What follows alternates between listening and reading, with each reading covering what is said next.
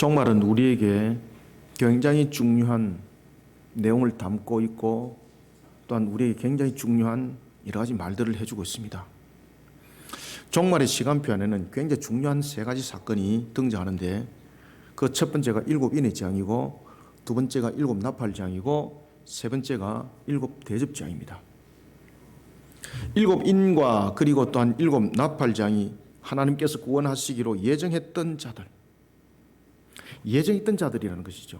예정했던 자들을 죽게로 인도하는 시간입니다. 그런가 하면 또한 일곱 대접은 유기된 자들입니다. 그래서 일곱 인과 일곱 나팔은 하나님께서 구원하시기로 예정한 자들의 시간이라고 말한다면 일곱 대접 재앙은 바로 유기된 자들, 이 유기된 자들 향한 특히 마귀에 속한 자들이죠. 그들을 심판하는 시간입니다. 그래서 우리는 일곱 인과 일곱 나팔의 이 사건을 통해서 우리는 구원의 시간이라 이래 보신다면 일곱 대접장을 통해서는 심판의 시간이다. 이것이 하나님의 종말의 시간표 안에 들어있습니다. 특히 일곱 대접장을 불러오는 그 재앙의 심판은 상상을 초월합니다. 그 사건의 전개는 바로 예수 그리스도의 재림과 직결됩니다. 일곱 대접 재앙을 불러오는 그리스도의 재림에 따른 아마겟돈 전쟁, 그리고 짐승과 거짓 선자에 대한 심판, 천영 왕국과 마지막 총정기를 하는 곡과 마곡 전쟁이 이어져 진행이 됩니다. 그리고 현재의 우주와 그리고 또한 현재 역사들이 최종적으로 종말을 맞이합니다. 이때 백보자 심판대가 열려지게 되고 영생과 영벌에 관한 영원한 판결이 내려지게 됩니다. 바로 창세기 3장 15절에 하나님께서 언약하셨던 언약의 성취가 완전히 결정되는 순간입니다. 그래서 창세기 3장 15절에 이 언약에 관한 부분들은 여러분들이 단순하게 그저 십자가 사건만을 볼 문제가 아닙니다. 언약의 성취거든요. 완전한 성취가 언제 일어날 것인가 라는 것입니다. 그것이 바로 백보자 심판 때에서 창세기 3장 15절에 언약의 성취는 완전히 이루어지게 되는 겁니다. 그리고 또 창세기 3장 15절에 언약의 성취가 이루어지는 이 백보자 심판 때에서 마귀에 속한 불신자들은 영원한 불못에 던짐을 당하는데 이것을 가리켜서 성경은 둘째 사망이라고 우리에게 전가하고 있습니다. 그리고 또한 하나님께서 구원하시기로 예정한 자는 영생 복락이 함께하는 새하늘과 새 땅이 그들에게 열려집니다. 이 모든 것들이 종말에 대한 하나님의 시간표 안에서 진행됩니다. 사랑하는 성도 여러분, 우리는 지금 종말에 대한 하나님의 시간표 안에 놓여져 있습니다. 여기서 너무나도 중요한 것은 신앙의 거울로 자신을 비춰본다는 것입니다. 그리고 영의 눈으로 세상을 바라봐야 된다는 것입니다. 그러지 않으면 자신이 지금 어떤 현실 가운데 놓여 있는지 보이지 않습니다. 그래서 지금 이 시대는 무엇이 제일 우선이 되야 되는가 하면, 무엇이 최고의 순위가 되야 되는가 하면 바로 신앙의 선택입니다. 아시겠습니까? 그 신앙의 선택에서 삶이 결정되어야 되고 신앙의 선택에서 나의 생각이 결정되어야 됩니다. 신앙의 선택 속에서 나의 인격이 만들어져야 됩니다. 아주 중요합니다. 모든 것에 있어서 선택의 중심의 핵은 신앙입니다.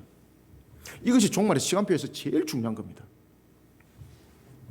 이 신앙이 흔들려 버리면 이제는 다시는 되돌릴 수 없는 그런 순간이 되는 겁니다. 가장 무서운 것은 신앙의 관점, 신앙의 선택, 신앙의 결정입니다. 그러나 무서운 것은 우리가 여기에 대해서 너무 민감하지 않다는 겁니다. 너무 모르고 그런가 하면 또한 너무 무방비 상태에 놓여 있는 겁니다. 이런 일들이 벌어진 이유가 무엇이겠습니까? 바로 마귀의 전략이 부분적으로 지금 적중을 하고 있다는 이야기입니다. 그죠?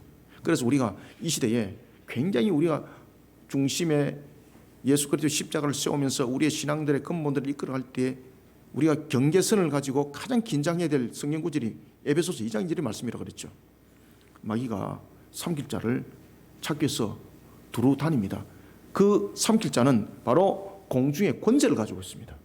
그래서 에베소서 2장 2절의 말씀과 베드로전서 5장 8절의 말씀이 함께 연결되는 것이죠.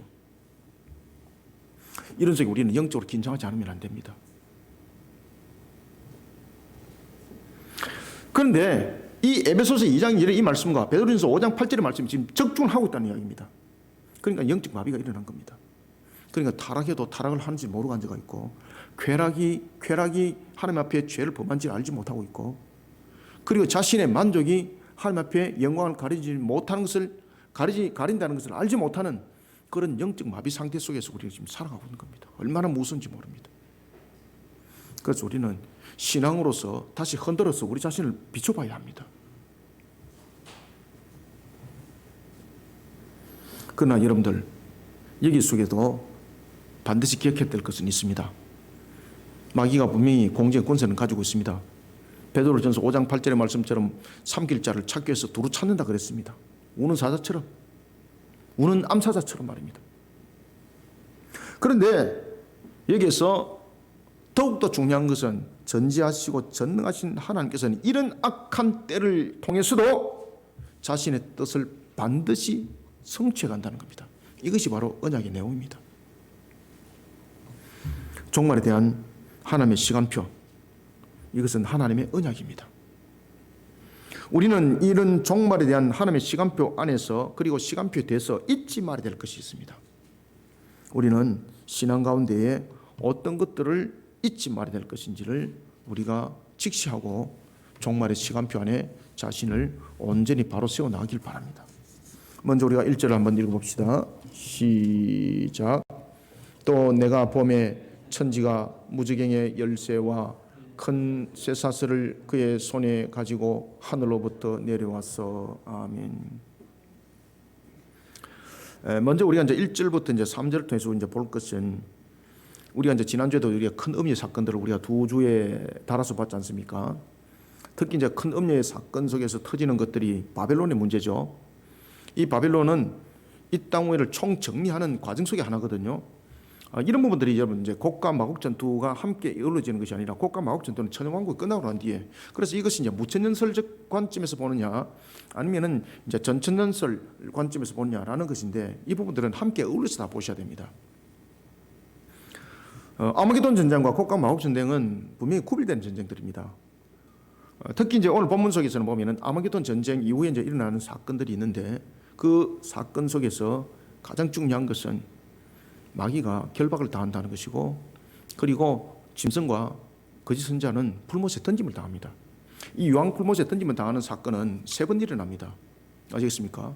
3번 일어나게 되는데, 첫 번째는 언제 일어나게 되는가 하면 바로 아마게돈 전쟁이 종집을 찍고 난 뒤에 짐승과 거짓 선자가 불못에 던짐을 당합니다. 이때에 마귀는 결박당해서 오늘 본문의 말씀처럼 무지개에 던짐을 당하고, 그리고 이제 천연왕국이 이루어집니다. 그리고 잠시 머무는 그 천연왕국 속에서 하나님께서 그 문을 열게 되고, 그리고 영의 마지막 존재들을, 쉽게 말하면 이제 그 타락한 천사들에 관한 그 영의 존재들이 남아 있습니다. 그들을 전부 다 총정리하면서 나타나는 사건이 곡과 마곡 전쟁입니다. 이 곡과 마곡 전쟁을 치르고 난 뒤에 마귀가 어디를 던짐을 당합니까? 불못에 던짐을 당합니다. 두 번째. 그 다음에 세 번째 불못은 누가 던짐을 당할까요? 바로 백보자 심판대가 열리고 난 뒤에, 백보자 심판대가 열리고 난 뒤에, 그리고 백보자 심판대가 열리기 전에 불신자들도 부활을 하죠. 그것을 둘째 부활이라는 거예요. 제 안에서도 말씀드리겠습니다. 그리고 난 뒤에 불신자들이 던짐을 당합니다. 이것이 세 번째 불못입니다. 그것을 가리켜서 둘째 사만이다. 자, 오늘은 우리가 먼저 이제 첫 번째 20장 1절부터 이제 3절을 통해서 우리가 봅시다. 하나님의 종말의 시간표 안에는 무엇이 계획되어 있는가? 여러분들, 이 속에서 여러분 반드시 기억해야 될 것은, 하나님은 전지하시고 전능하시고, 그리고 또한 전지전능하실 뿐만 아니라 어떤 하나님을 여러분들 기억해야 됩니까? 신실하신 하나님을 반드시 기억하셔야 됩니다. 아시겠습니까? 신실하다는 것은 무엇입니까? 변함을 준다든지, 마음이 변해가고 헷갈려간다든지 이런 일이 없다는 거예요. 우리는 먼저 1절부터 3절을 통해서 첫 번째, 종말에 대한 하나님의 시간표 안에는 마귀의 권세와 함께했던 모든 영광은 영원한 죄가 되며, 여기에 대해 하나님의 영원한 형벌이 요청되고 있다는 사실을 잊지 마시길 바랍니다. 이게 하나님의 시간표 안에 들어있습니다. 예수 그리스도의 재림으로 이어지는 아마겟돈 전쟁. 누가 강력한지 대결하는 성자를 가리는 전쟁이 아닙니다. 우리는 대체로 전쟁이라는 오늘이라는 단어를 쓰면은 대체로 우리는 무엇을 의미를 가지고 있습니까? 누가 센지 한번 해보자. 그죠? 누가 센지 한번 해보자. 그래서 성비를 가리고 그러지 않습니까? 근데 죄송합니다. 아마겟돈 전쟁은 누가 힘이 센지, 누가 강력한지 우리 한번 겨루어서 이겨보자. 이 전쟁이 아닙니다. 아마겟돈 전쟁은, 이 전쟁은 어떤 방법으로도 이 마귀의 세력은, 마귀에 속한 자들은 이 전쟁을 이길 수 없는 전쟁입니다. 왜냐하면 아마겟돈 전쟁은 악한 무리들을 향한 하나님의 강력한 심판을 말하고 있는 것입니다. 그래서 이 전쟁이라는 이 표현은 한번 겨뤄볼래? 우리 한번 붙어볼래? 이 뜻이 아닙니다. 전쟁이라는 말은 뭔가 하면 하나님의 강력한 심판이 있다는 것을 대변하고 있는 겁니다. 아마겟돈 전쟁의 결과 하나님의 심판의 칼날이 악을 향합니다. 요한계시록 19장 20절은 여기에 대해서 이렇게 증가하고 있습니다. 짐승이 잡히고 그 앞에서 표적을 행하던 거짓 선자도 함께 잡혔으니. 적그리스도 세력들이 다 잡히는 겁니다. 이는 짐승의 표를 받고 그의 우상에게 경배하던 자들을 표적으로 미혹하던 자라. 이 둘이 산채로 유황불 붙는 못에 던져지고. 아멘. 얼마나 통쾌합니까, 그죠? 저는 막 요한계시록 이런 내용들을 읽을 때마다 막 그냥 신이 납니다, 그냥. 아멘, 주 예수여 어서 오시옵소서. 그것이 뭐 절로 입에서 그냥 나타나는 거예요. 영원히 꺼지지 않은 유황불못에 짐승과 거짓 선자가 첫 번째로 유황불못에 던져집니다. 그리고 이어서 악의 근원을 이루고 있었던 타락한 천사장, 요한계시록 12장 9절에 의하면 옛 뱀이라고도 부르기도 하고 마귀라고도 부르기도 하고 사탄이라고 부르기도 합니다. 그죠? 기억 잘 하시길 바랍니다. 특히 이제 요한계시록 20장 2절에 보면은 이 타락한 천사를 우리가 보면은 이 용이 사로잡습니다. 그죠?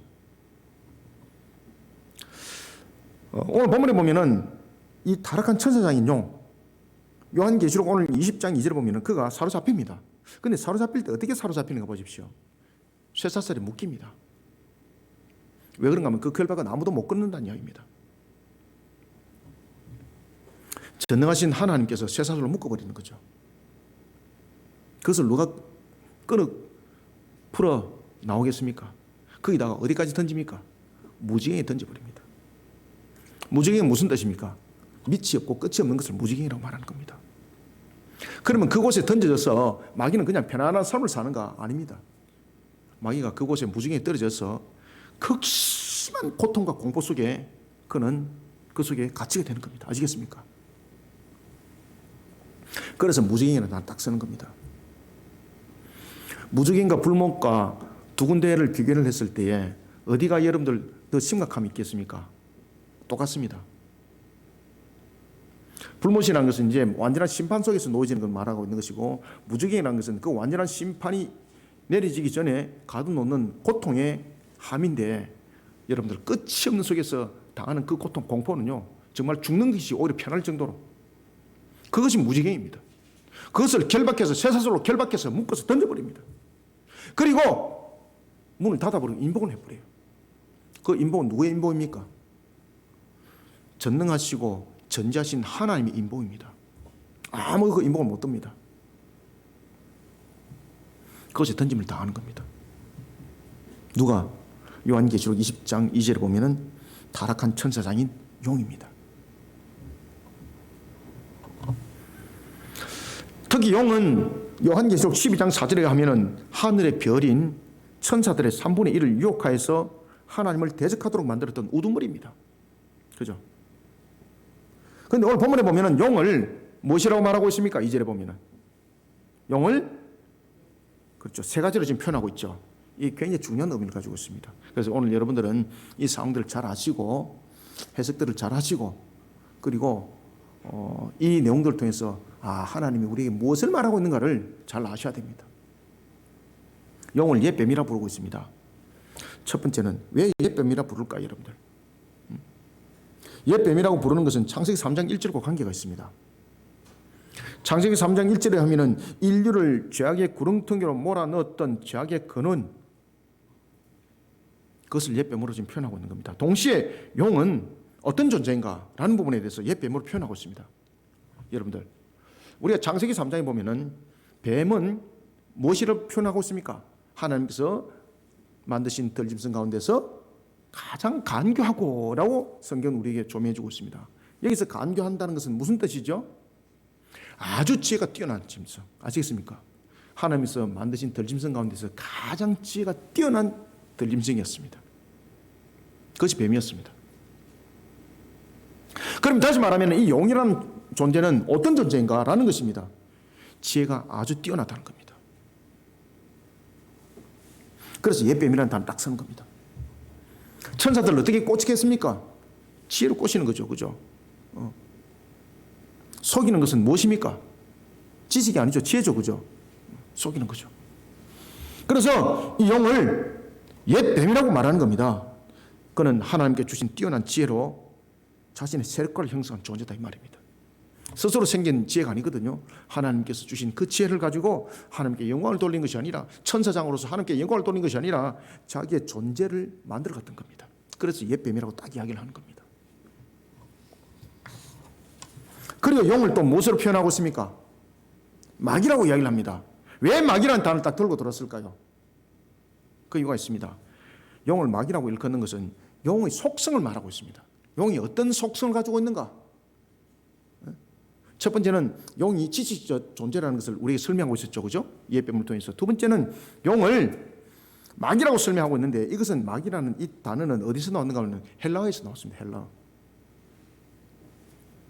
헬라어에서 보면은 디아볼로스라는 단어가 있습니다. 이 마귀는 헬라어의 디아볼로스라는 단어에서 나왔는데, 이것은 형용사입니다.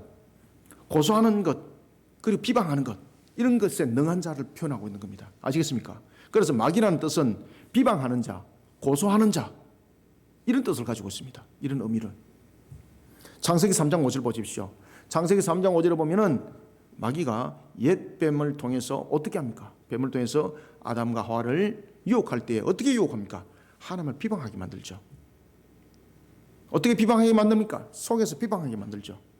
그러면서 고소하죠. 어떻게 고소합니까? 야, 하나님이 너희들을 자신과 같이 되지 않기를 원해서 선악을 알게 하는 실과를 먹지 마라 한 거야 하면서 고소하는 거죠. 그죠? 그러면서 하나님을 동시에 비방하는 거죠.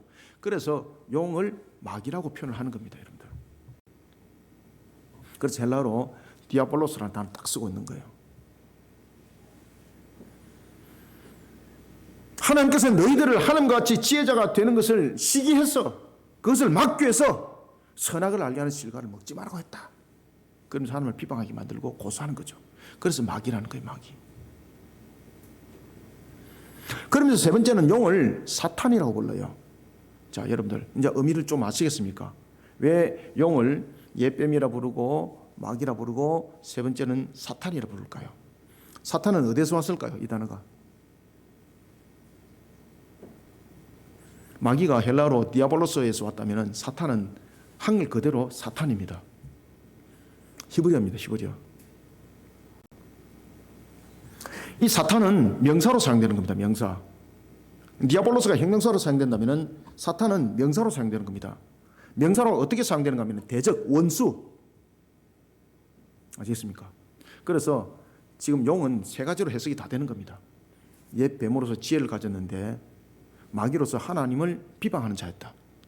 그러면 그는 누군가? 존재는 어떤 것인가? 아시겠습니까? 속성적 측면에서의 디아볼로스를 사용했다면 존재적 측면에서 명사를 딱 사용하고 있는 거죠. 존재적 측면에서 뭐라는 것입니까? 대적, 원수. 그래서 사탄은 히브리어로 대적, 명사로 원수입니다. 아마겟돈 전쟁은 이런 용의 하수인으로서 역할을 했던 짐승과 거짓 선자를 불못에 던지는 심판이 단행되어집니다. 그리고 용은 사로잡아 쇠사슬로 묶어버립니다. 결박해버립니다. 사슬로 묶었다는 이 부분들은 한글로서는 우리가 쇠사슬이라 나와 있는데 이것은 정확한 번역은 맞습니다만은 이 쇠사슬은 단순한 쇠사슬이 아닙니다. 이 쇠사슬은 어떤 결박의 상태를 말하고 있는 겁니까? 전능하신 하나님께서 강력한 사슬을 묶어버렸다는 이야기입니다. 아시겠습니까? 그 어느 누구도 못 끊고 그 어느 누구도 이것을 풀 수 없다는 겁니다. 그리고 그 쇠사슬을 묶은 상태 속에서 어디를 던져버립니까? 무저갱을 던졌다는 이야기입니다. 그 속에는 놀이터가 아닙니다. 끝없는 공포가, 아시겠습니까? 끝없는 공포와 끝없는 두려움, 세상 속에서 느껴보지 못하는 겁니다. 이거는 7 대접장 속에서 나타난 그 공포는 조속절입니다. 그래서 무저갱이라는 것입니다. 무저갱이라는 것은 표현할 수 없는 겁니다. 표현할 수 없는 공포와 표현할 수 없는 고통 속에 하나님께서 던져버리는 거예요. 얼마나 통쾌합니까? 마귀가 막 소리가 들리지 않습니까? 저는 들립니다. 오직 한 단어 이것밖에 안 없는 겁니다. 얼마나 통쾌합니까? 하나님께서 던져버려요. 그리고 하나님께서 문을 탁 닫아버려요. 아무도 열지 못하도록 무엇을 합니까? 하나님께서 인봉을 쳐버려요. 전능하신 하나님께서 인봉을 딱 쳐버려요. 이게 종말에 대한 하나님의 시간표 안에 들어있습니다. 아시겠습니까, 여러분들? 1절부터 3절을 우리 함께 읽어봅시다. 시작.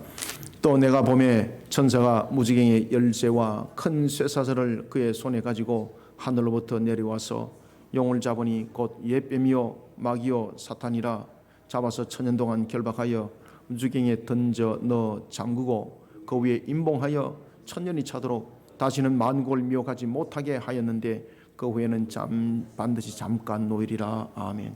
여기서 이제 잠깐 노인다는 것은 무엇인가 하면은 곡과 마곡 전투입니다. 이 곡과 마곡 전투가 필요했던 이유는 남은 공간 속에 있는 천사들, 아시겠습니까? 타락한 천사들을 이제 전부 다 총결집을 시킵니다. 그리고 하나님께서 그들을 몽졸이 전부 다 그냥 불못에 던져버립니다. 마지막 단계. 이 천년왕국은 우리가 이제 역사적 전천년을 보는 측면에서 역사적으로 천년을 볼 것인가, 아니면은 상징적 의미에서 볼 것인가 라는 부분으로 말한다면 저는 상징적 의미를 봅니다. 왜냐하면 천년이라는 의미가 가지고 있는 것이 바로 삼위일체의 다스림을 말하고 있는 것이거든요. 하나님의 다스림을 말하고 있는 것이거든요. 완전한 다스림, 아시겠습니까? 열이 충만한 숫자지 않습니까? 열이 충만을 3번이라는 것은 하나님께서 다스리는 완전한 세상을 우리가 이제 천년이라 말하고 있는 것이거든요. 우리에게 만약에 새하늘과 새 땅이 예비되어 있지 않다면은 천년왕국은 정말로 천년 가야 되는 거예요. 그런데 천년왕국은 천년이라는 기간이 아니라 하나님께서 다스림 속에 은혜가, 천국의 그 은혜가 그 속에 함께 있는 것이죠. 이런 속에 결박을 당하고 그리고 잠깐 풀린다는 것은 곡과 마곡 전투에서 총정리하기 위한 부분들을 우리에게 증거해주고 있는 것입니다. 아무튼 우리는 이런 부분들을 직시하고 우리는 혼탁한 세상이 우리를 뒤흔들고 있지만 하나님 이런 악한 시대를 통해서도 그 뜻을 이루어간다는 것을 소망과 희망의 메시지로 받으시길 바랍니다. 우리는 종말의 날이 속히 실현되도록 종말의 시간 안에 하나님을 향한 신앙으로 우리를 더욱더 견고하게 세워나가야 합니다. 종말에 대한 하나님의 시간표 안에서 마귀의 권세가 함께하고 있습니다. 이 또한 하나님의 잠정적 허용적 작정이라는 것이죠.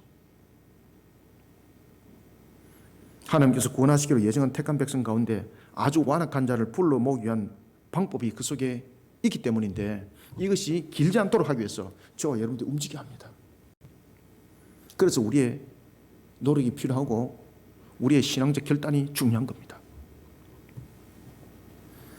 마귀의 권세와 함께했던 바벨론의 화려함, 하나님을 향한 영원한 죄가 될 뿐입니다.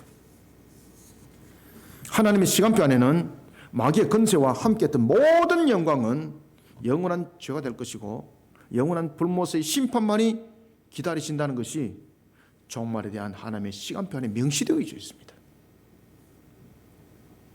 그래서 여러분들이 불의한 자들이 잘 살아가는 것 절대 여러분들 불안한 눈으로 보지 마시길 바랍니다. 오히려 통쾌하게 여기시길 바랍니다. 그렇죠 여러분, 누가복음 보면은 부자와 거지 나사로 문제가 누가복음에서 전거되고 있는 것 아닙니까? 누가복음 13장에서, 그죠? 누가복음에서 그래서 13장부터 이제 16장 속에서 그런 부분들 딱 전개를 해나가고 있는 것이거든요. 그러니 어떤 관계 속에서도 잘 살아가는 것, 높은 자리에 오르는 것, 이것이 목표와 목적이 되지 마시길 바랍니다. 항상 신앙이 결단이 되시길 바랍니다. 이들의 영광은 영원하지 않습니다. 이들의 영광은 죄가 될 뿐입니다.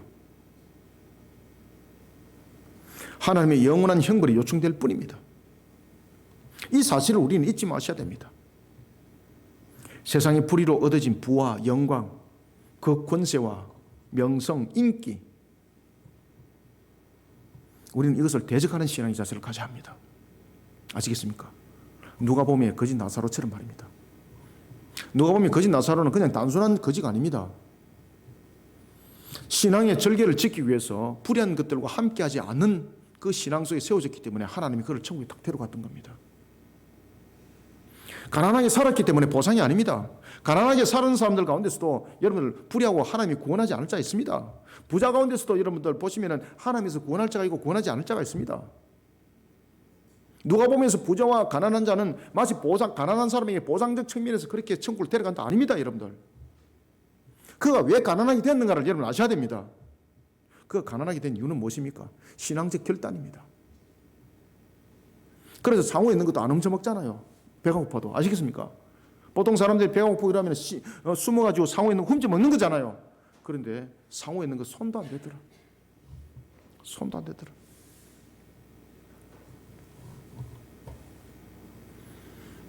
우리는 하나님의 시간표 안에 있습니다. 어떤 관계 속에서도 우리는 세상의 불의로 얻어진 부와 영광, 권세, 그 명성, 인기 부러워하지 마시고 항상 신앙으로 결단하면서 종말의 시간표 안에서 달려가는 저와 여러분들이 다 되시기를 소망합니다. 그 다음엔 두 번째 우리가 4절을 함께 읽습니다. 시작. 또 내가 보좌들을 보니 거기에 앉은 자들이 있어 심판하는 권세를 받았더라. 또 내가 보니 예수를 증언함과 하나님의 말씀 때문에 목뱀을 당한 자들의 영혼들과 또 짐승과 그의 우상에게 경배하지 아니하고 그들의 이마와 손에 그의 표를 받지 아니한 자들이 살아서 그리스도와 더불어 천년 동안 왕노릇하니. 아멘. 저는 이 구절을 읽을 때마다 초대교회 때에 교부들이 생각이 납니다. 이들이 이 신앙에서 확실했거든요. 이그나티우스가 그래서 자신이 죽는 길은 그리스도를 닮아가는 것이니 내가 그리스도인화 되는 것이니 나의 순교를 막지 마라 라고 로마 교회에다가 편지를 써요. 저는 그것을 읽으면서 참 눈물을 흘렸었습니다. 처음에는 안타까워서 눈물을 흘리는데 나중에는요 그 신앙을 알고 눈물을 흘렸습니다. 참 그 신앙이 참 부럽더라고요. 우리는 두 번째 4절부터 5절을 통해서 종말에 대한 하나님의 시간표 안에는 믿음으로 세워진 자에게는 의의 부활이 있다는 사실을 잊지 않아야 합니다. 아시겠습니까? 저와 여러분들에게는 의의 부활이 있습니다. 사망의 부활이 아닙니다. 우리는 둘째 사망에 이르는 부활이 아닙니다. 종말에 대한 하나님의 시간표 안에는 마귀의 권세를 향한 심판만 있는 것이 아닙니다. 종말에 대한 하나님의 시간표 안에는 하나님의 택한 백성들의 부활과 그리고 이들이 누릴 천영왕국의 축복이 계획되어져 있습니다. 그러니까 여러분들 얼마나 우리가 종말이 빨리 와야 되겠습니까? 빨리 와야 됩니다. 여러분들 아시겠습니까? 저 어떤 사람들은 주님 제가 조금 더 누리고 그리고 또 어떤 제가 아는 청년은 그러더라고요. 목사님 종말이 조금 늦게 될 이유, 첫 번째 이유, 제가 그래도 잠깐 한번 가봐야 안 되겠습니까? 그 육신적 이유, 그 이유를 상상을 초월할 정도로 넘어서는 겁니다. 속교해야 됩니다. 종말은 아시겠습니까? 저는 늘 말씀드립니다만은 주일날 제가 설교할 때 그냥 종말이 그냥 바로 와버렸으면 제일 좋겠다.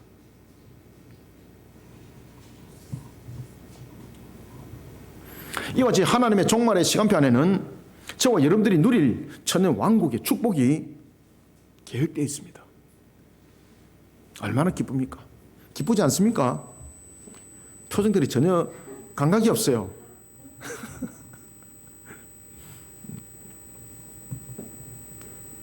하나님의 택한 백성들인 우리, 예수 그리스도를 구세주로 믿는 우리, 믿음 가운데 세워진 우리를 향한 축복의 메시지가 종말의 시간표 안에 있습니다. 그래서 우리는 종말에 속겨와야 됩니다.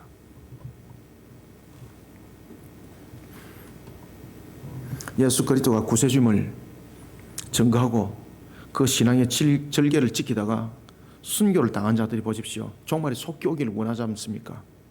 요한계시록 5번째 인을 뗐을 때에 순교자들의 피의 신원이 음성이 들렸다 그러지 않습니까?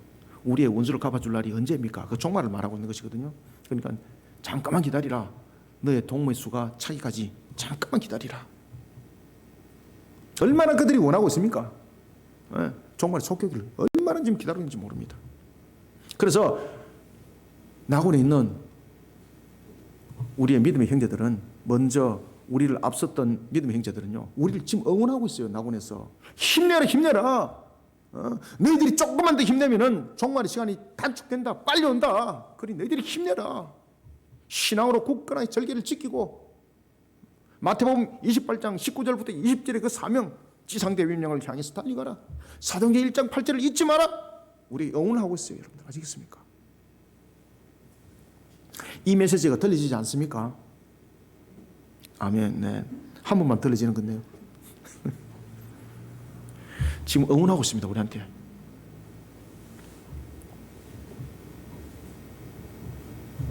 그런 순교자들.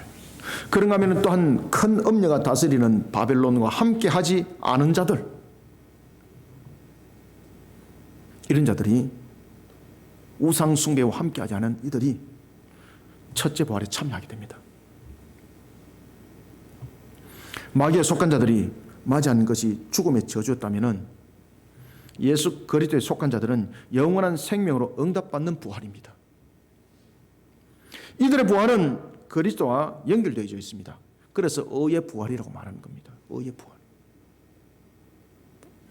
여러분들 먼저 우리 앞서서 돌아가신 분 빨리 보고 싶지 않습니까? 저는 빨리 보고 싶습니다. 제 어머니도 빨리 만나고 빨리 보고 싶습니다. 천왕국이 일어날 때 여러분 이 상황들은 반드시 일어납니다. 그래서 우리의 부활을 예수 그리스도의 부활이 우리에게 전가되어졌으니 그것을 의의 부활이라고 말하는 거예요. 기억하시길 바랍니다. 그리고 또한 이들의 부활을 가리켜서 첫째 부활이라고 일컫는 것은 순수에 따라서 그 내용들이 전거되어지고 있습니다. 왜 그런가 하면 우리를 향해서 첫째 부활이라고 말하는 것은 우리 뒤에 다음에 부활이 있다는 것을 증명을 하고 있는 거예요. 우리가 첫째 부활이라고 말한다면 다음에 일어난 부활은 바로 불신자들의 부활인 거예요. 우리는 천연왕국 속에 부활을 하지만은 그들은 천연왕국이 끝나고 난 뒤에 백보자 심판대 앞에서 부활합니다. 불신자들이죠. 그런데 불신자들의 부활의 모습과 우리의 부활의 모습은 완전히 다릅니다. 우리는 영광의 모습으로 부활합니다. 첫째 아담의 그 모습처럼 영광의 모습으로. 그러니까 모든 얼굴들이 은혜가 충만한 거예요. 여러분들 아시겠습니까? 그런데 둘째 부활에 임했던 이들은요 완전히 찌그러지고 불타버리고 이런 모습, 흉측한 그런 모습으로 육신이 부활을 하는 겁니다. 그냥 눈으로 딱 봐도 이것은 구원받은 자, 구원받지 못한 자 눈으로 전부 다 표현이 다 그냥 드러납니다. 그냥 그런 부활입니다. 아시겠습니까? 그래서 첫째 부활, 둘째 사망 이야기가 나오는 겁니다.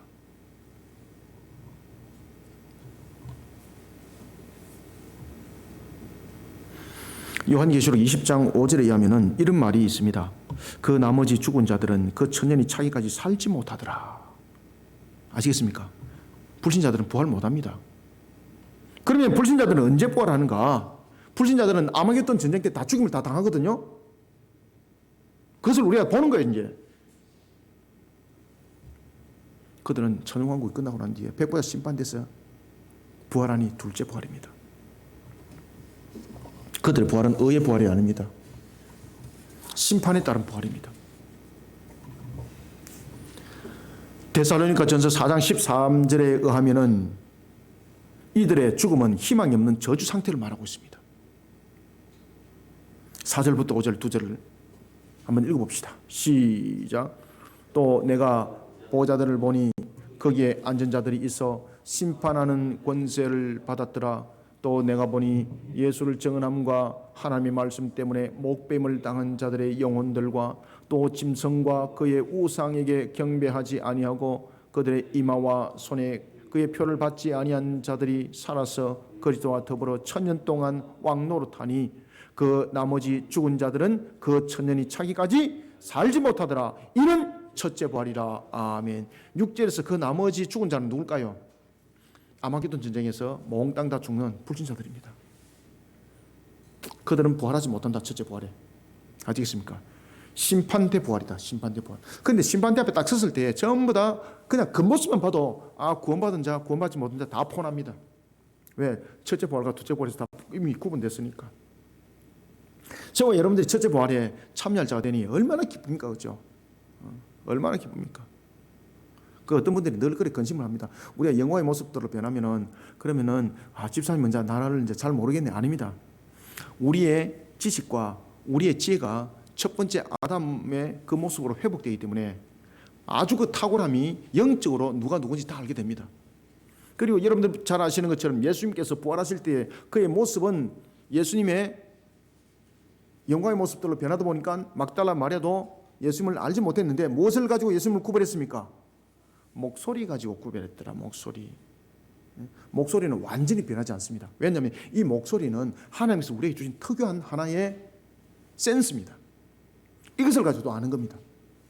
그래서 막달라 마리아도 뭐라고 말합니까? 목소리는 주님이 오신데 어디 계십니까? 라고 말하지 않습니까? 아시겠습니까? 그래서 목소리는 우리의 각 사람에게 주신 하나의 특수성에 가지고 있는 개성적 문제, 이런 부분들은 크게 변하지 않습니다. 그리고 또한 우리는 영적 교통적 측면에서 누가 누군지를 아는 겁니다. 아담이 하나님께서 모든 들짐승들을 이름을 지었을 때에 그 능력이 아담에게 영적인 부분들의 밝음이 있었던 것처럼 그런 부분들이 우리에게 회복이 되는 겁니다. 그래서 우리가 지금 보면 뇌도 100% 지금 사용을 다 못하고 있는 거지 않습니까? 아시겠습니까? 이런 부분들이 전부 다 회복이 다 되는 겁니다.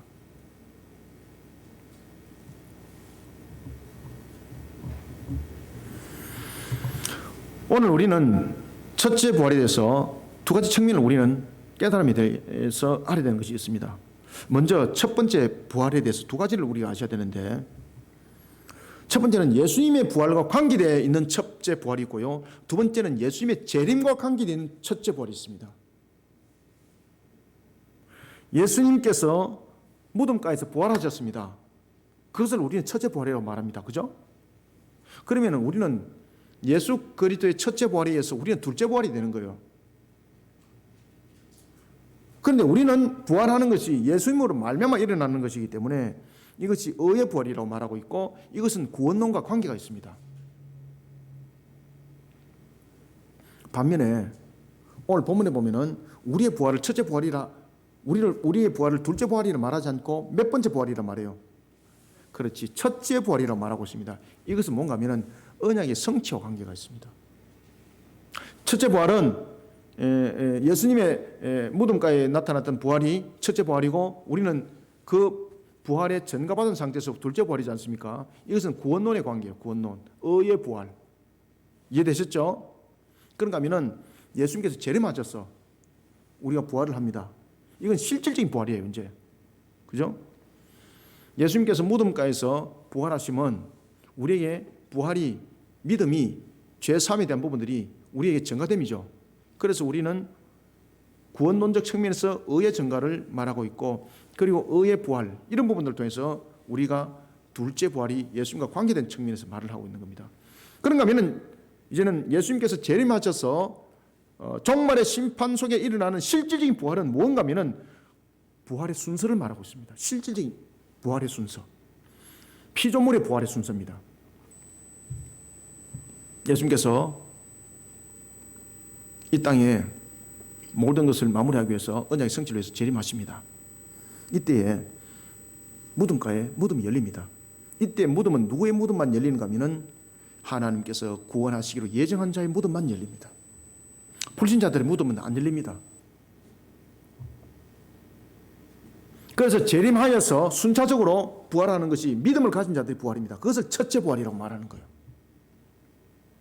왜 이것을 첫째 부활이라고 말하고 있는가 하면 불신자들의 부활이 뒤에 기다려져 있기 때문에 이것을 표현하기 위해서. 그래서 예수님이 재림하여서 우리로 하여금 첫째 부활이라고 말하고 있는 것은 무엇을 말하고 있는가 하면 언약의 성취를 말하고 있습니다. 예수님의 무덤가에서 나타났던 첫 번째 부활, 그리고 우리를 둘째 부활이라고 말하는 것은 구원론과 관계 있고, 그 다음에 오늘 본문에 나타나고 있는 이 부분들은 언약의 성취를 우리에게 강조를 하고 있습니다. 완전한 언약의 성취. 로마서 6장 5절의 말씀처럼 그리스도의 부활이 우리에게 효력으로 발하는 것, 이것을 의의 부활, 구원론과 관계되는 것, 이것을 우리 측면에서 둘째 부활인가 하면은 오늘 본문에 나타나고 있는 부분에서 우리가 첫째 부활에 해당되는 것은 언약의 성취적 측면이다. 그것은 예수님이 재림하여서 나타나는 결론, 그것은 순차적 부활이 어떻게 나타나는가를 우리에게 설명해 주고 있다. 그것은 바로 창세기 3장 15절에 언약의 성취가 어떻게 결론 나는가를 이 부활의 장면이 설명해 주고 있습니다. 사랑하는 성도 여러분, 하나님은 신실하십니다. 믿으십니까? 신실하신 하나님의 종말에 대한 시간표 안에는 믿음으로 세워진 자에게는 의의 부활이 있다는 사실을 잊지 마시길 바랍니다.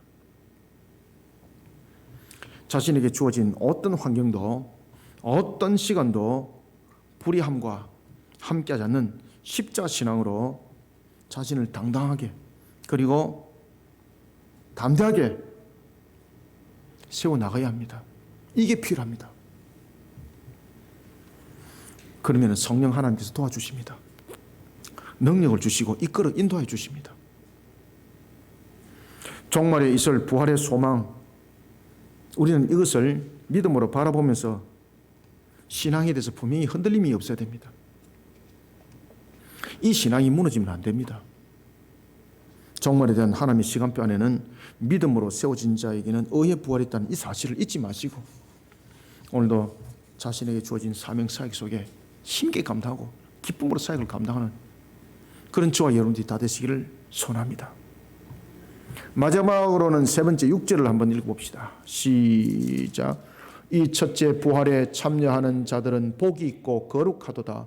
둘째 사몽이 그들을 다스리는 권세가 없고 도리어 그들이 하나님과 그리스도의 제사장이 되어 천년 동안 그리스도와 더불어 왕노릇하리라. 아멘. 저는 이 부분을 너무나도 잘 알고 있기 때문에 종말이 속히 오기를 늘 기도하고 있습니다. 그리고 이제 그 사역들을 위해서 몸부림치는 거예요, 제가. 우리는 세 번째로 종말에 대한 하나님의 시간표 안에는 그리스도의 스티그마가 새겨져 있는 성도들이 그리스도와 더불어 천년 왕국에서 왕노릇할 것이 계획되어 있다는 사실, 이 사실을 잊지 마시길 바랍니다. 이거 상징적 이야기 아닙니다. 사실적으로 실현됩니다. 이거. 종말에 대한 하나님의 시간표 안에는 천년 왕국이 있고 백보자 심판대가 계획되어 있습니다. 이 계획 안 바뀝니다. 천년 왕국의 시간표 안에는 첫째 부활에 참여한 신자들이 누릴 그러한 세계와 영광이 계획되어 있습니다. 그러니까 얼마나 속히 와야 되는 거예요. 빨리 와야 되는 거예요. 그리고 난 뒤에 또한 새하늘과 새 땅에서 누리는 것, 영생복락이 함께하는 것, 빨리 와야 되는 거예요, 여러분들요. 첫째 부활에 참여한 자가 복이 있는 것은 두 가지 중요한 사실이 그들에게 펼쳐지기 때문입니다. 첫 번째는 둘째 사망이 이들을 다스릴 권세를 가지지 못합니다.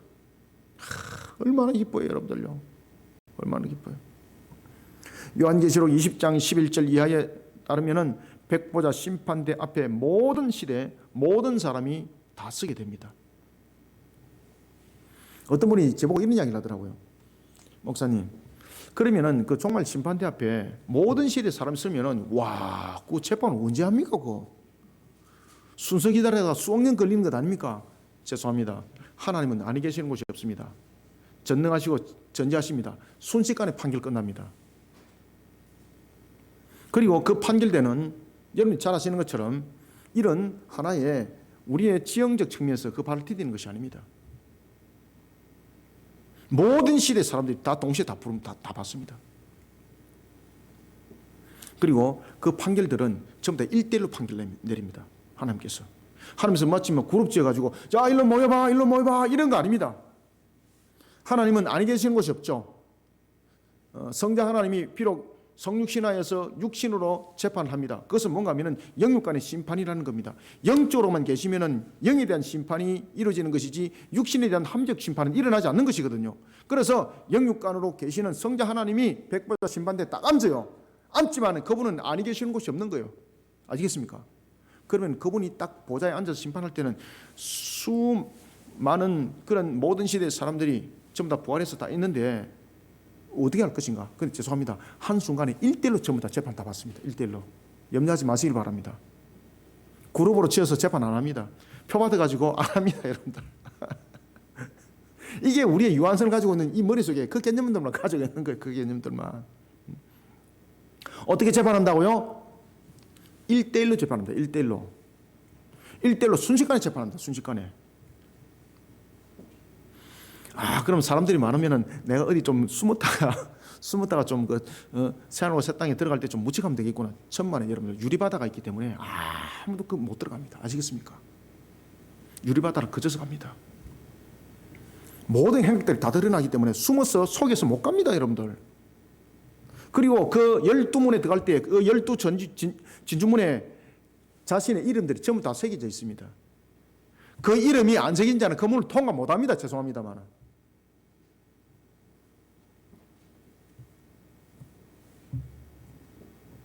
소망과 희망을 가지시길 바랍니다. 저와 여러분들이 그런 존재라는 겁니다. 아시겠습니까?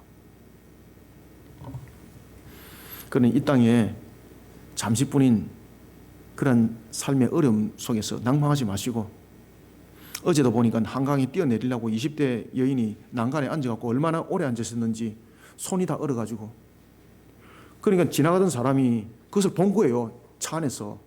그리고 안전지대 차를 딱 치워놔놓고 이 남자가 내린 거예요. 이 남자가 내려가지고 지나가던 사람하고 같이 합력해가지고 이 여인을 붙잡은 거예요.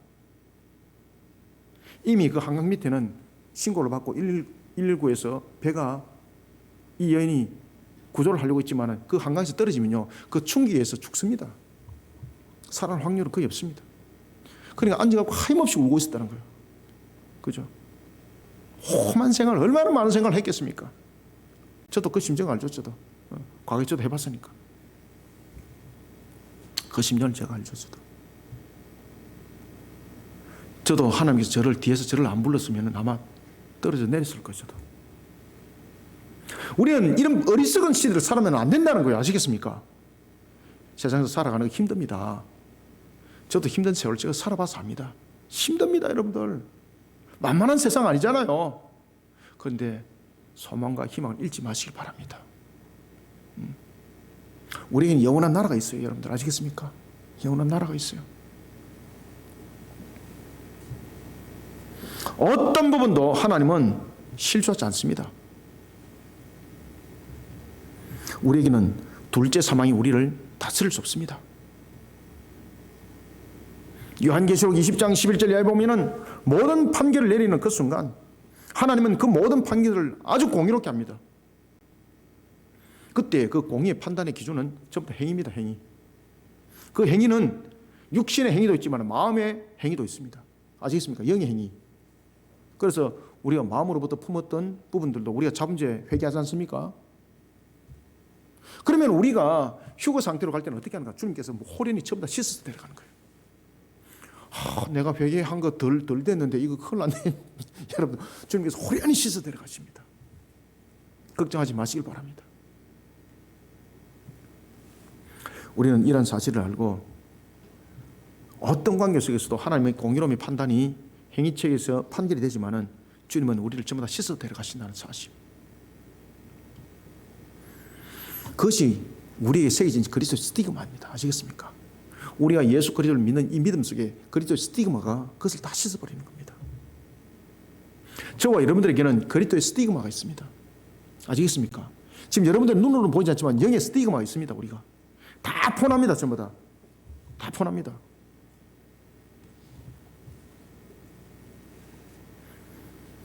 백보자 심판대 앞에는 두 책이 펼쳐집니다. 하나는 행위책이고 하나는 생명책입니다.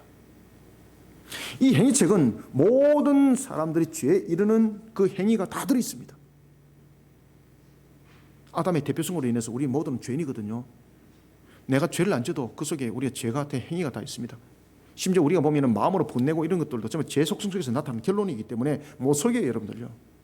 그래서 로마서 2장에 보면은 좋다. 그러면은 너희들이 복음을 듣지 못해서 억울하다. 그러면은 너희들 양심을 한번 열어보자. 아시겠습니까? 너희들이 율법을 가지고 말한다. 그럼 율법을 다 지키는가 한번 보자. 그 행위로는 우리는 구원받지 못합니다. 우리가 마음으로부터 일어나고 있는 욕심, 다른 사람을 향한 미워하는 것들, 전부 다 죄 속성 속에서 나타나는 결론입니다, 여러분들.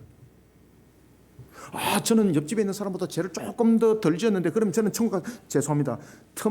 티 하나도 죄이기 때문에 천국 못 갑니다. 그래서 주님께서 전부 다 씻어 내려가는 거예요.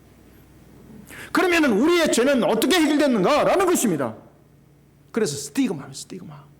예수 그리스도께서 십자가에서 요한복음 19장 30절에서 주님께서 십자가에서 우리의 죄를 대속하면서 다 이뤘다라고 말씀하셨지 않습니까? 아시겠습니까?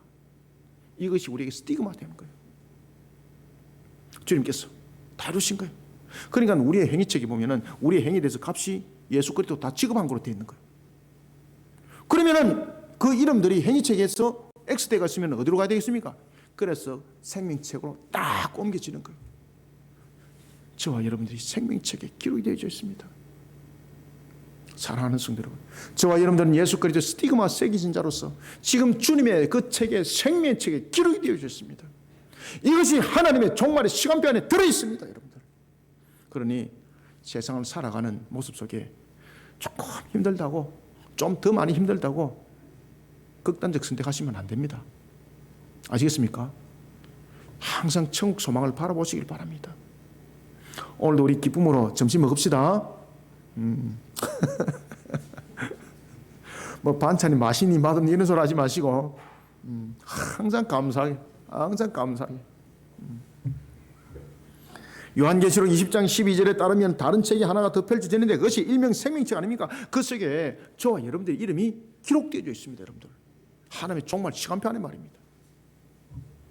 그런 우리가 천년 왕국으로만 끝나는 것이 아니라는 거예요. 요한복음에서도 말하고 있는 것처럼 다 이뤘다는 것은 결국은 우리가 영생복락을 누리는 측면에서 다 이루는 것이지 영생복락이 없다면 다 이뤘다 말하면 안 돼요, 여러분들요. 요한계시록 21장이 우리에게 말해주고 있습니다. 새하늘과 새 땅, 그리고 그 새하늘과 새 땅이 새 예루살렘이더라. 영원한 생명, 영원한 복락이 함께는 천국을 말하고 있는 겁니다. 그래서 우리가 윤봉술 권사님하고 다 그것을 다 만나는 거 우리가. 지금 머리 허예 있는데 그것은 허옇고 이런 것이 없습니다. 완전 청춘이라니까 청춘. 틀니가 필요가 없다니까 틀니가. 아시겠습니까? 영원히 무너지지 않은 이빨을 하나님께 다 주시는 거예요, 여러분들. 직각할 필요 없어요. 이런 천국이 열려지기 전에 천년 왕국이 실현됩니다. 하나님과 그리스도의 제사장이 되어서 우리는 천년 동안 그리스도의 왕적 통치에 참여하게 되는 축복으로 그 시간을 누리게 됩니다. 그러나 불신자들은 요한계시록 20장 14절에서 증가하고 있습니다. 그들은 그러한 세월을 살아가지 못할 것이다. 그리고 그들은 둘째 사망을 면치 못할 것이다. 그들은 영원한 저주 가운데 임하게 될 것이다. 6절을 다시 한번 읽습니다. 시작. 이 첫째 부활에 참여하는 자들은 복이 있고 거룩하도다. 둘째 사망이 그들을 다스리는 권세가 없고 도리어 그들이 하나님과 그리스도의 제사장이 되어 천 동안 그리스도와 더불어 왕노릇하리라. 아멘. 종말에 대한 하나님의 시간표 안에는 저와 여러분들의 이름이 새겨져 있습니다. 이거는 제가 만들어낸 이야기가 아닙니다. 신실하신 하나님께서 주신 말씀입니다. 행위책이 아니라 예수 그리스도의 십자가 보혈로 씻음받은 그 이름, 우리의 이름 석자가 생명책에 기록이 되어져 있습니다. 종말에 대한 하나님의 시간표 안에서, 그리고 또한 그 시간표 안에 영광을 누릴 저와 여러분들, 우리는 그 종말의 천년왕국에서 또한 누릴 것이 있는데, 그것은 주님께서 우리의 원수를 갚아주는 측면에서 보상이 보너스인 거예요. 이게 천년왕국에서 왕노릇할 것이 계획되어 있습니다. 다시 말하면 그리스도와 더불어서 영광을 누리게 된다 이 말입니다. 우리의 원수를 갚아주는 거예요. 아시겠습니까? 사랑하는 성도 여러분, 그리스도의 흔적인 스티그마가 새겨져 있는 그리스도인으로 오늘을 살아가는 군사가 된 것을 감사히 여기시길 바랍니다. 그리고 또한 그 군사로서 더욱더 하나님께 영광을 돌리는 일에 힘있게 우리는 달려갑시다. 이 속에 우리 보너스가 있습니다. 바로 상급이 있는 것이죠. 그것이 바로 종말에 대한 하나님의 시간표 안에 또한 들어있습니다. 여기에 대한 산 주인공이 저와 여러분들이 되기를 소원합니다. 말씀을 맺습니다. 종말에 대한 하나님의 시간표는 환경과 다른 영향에 의해서 변동되지 않습니다. 만약에 변동된다 그러면 하나님이 신실하신 분이 아닙니다. 완전하시고 신실하시고 전지하시고 전능하신 하나님의 시간표 안에 있습니다. 그 시간표에 있기에 어떤 대상과 어떤 주변과 어떤 환경을 통해서도 변화되지 않습니다. 마치 영원할 것만 같았던 마귀의 권세가 모든 것을 이길 것 같지만은 하나님의 시간표를 바꿀 수 없습니다. 마귀는 하나님의 시간표 안에 영원한 형벌로 이미 명시되어져 있습니다. 그런 마귀의 세상 속에서 펼쳐나가는 그런 마약과 같은 단맛에 넘어지는 자들이 되지 않길 바랍니다. 종말에 대한 하나님의 시간표 안에는 하나님을 향한 신앙으로 세워진 자들을 향한 축복이 영생에 이르는 부활과 함께 계획되어져 있습니다. 천연왕국이 계획되어져 있습니다. 바로 천연왕국은 우리에게 원수를 갚아주는 값입니다. 그러니까 그것이 필요한 거예요, 우리에게. 그리고 천국에 데려가는 거예요. 이 땅에서 살아가면서 신앙 가운데 당했던 고통, 그 고난, 그 핍박, 마치 원수를 갚아주는 것 같은 그 순간, 그것을 우리는 천왕국에서 다 치료받는 겁니다. 사랑하는 성도 여러분, 종말에 대한 하나님의 시간표는 환난 때를 살아가고 있는 우리를 향한 응원의 메시지를 담고 있습니다. 신앙으로 일어서길 바랍니다. 그리고 또한 신앙으로 하나님의 나라의 군사가 되길 바랍니다. 언제까지? 주님이 오시는 그날까지입니다. 주님이 오시는 그날까지 힘있게 이 사명을 감당하는 저와 여러분들이 다 되시기를 주님의 이름으로 축원합니다. 하나님 감사합니다.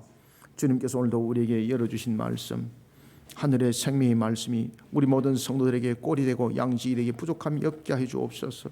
종의 입술을 통하여 증거되었지만은 이것이 사람의 소리로 이야기로 끝날 것이 아니라 성령님께서 우리 성도들 한 사람 한 사람들을 다 만져주시고 이끌어주시고 인도하여 주셔서 생명의 꼴의 양식이 되기에 부족함이 없도록 은혜 담비를 말씀 가운데 부어 주옵소서. 오늘도 이와 같이 주신 말씀으로 우리 성도들이 정말의 하나님의 시간표 안에서 신앙으로 흔들리지 않게 달려가게 도와주시옵소서. 혹이나 참으로 세상 가운데서 세상의 여러 가지 과정 속에 상처를 받고 어려움을 당한 사람이 있을지라도 오늘 하나님이 주신 이 말씀 속에 위로받게 하여 주시고 이 말씀으로 일어서게 하여 주옵소서. 이런 가운데 우리는 마태복음 28장 19절부터 20절 지상 대위임령을 사명을 감당코자 하오니 세상을 우리는 품 안에 안고 또한 세상에 영향을 끼치고 세상을 향해서 모든 세상들을 이끌어가는 측면에서 우리 어떤 바티스 사역을 이루고자 합니다. 이 모든 사역들이 오늘도 주신 말씀처럼 군사된 자로서 흔들림 없이 사명 사역을 힘있게 감당하는 우리의 근원의 말씀, 근본의 말씀이 되게 하여 주옵소서. 오늘도 주신 말씀으로 우리 모든 성도들 이른 비의 말씀, 늦은 비의 말씀이 되게 하여 주시고 하나님께서 열어주시는 복된 소낙비가 되게 하여 주옵소서. 말씀으로 풍성한 결실의 열매를 맺길 소망하며 예수님의 이름으로 기도드립나이다. 아멘.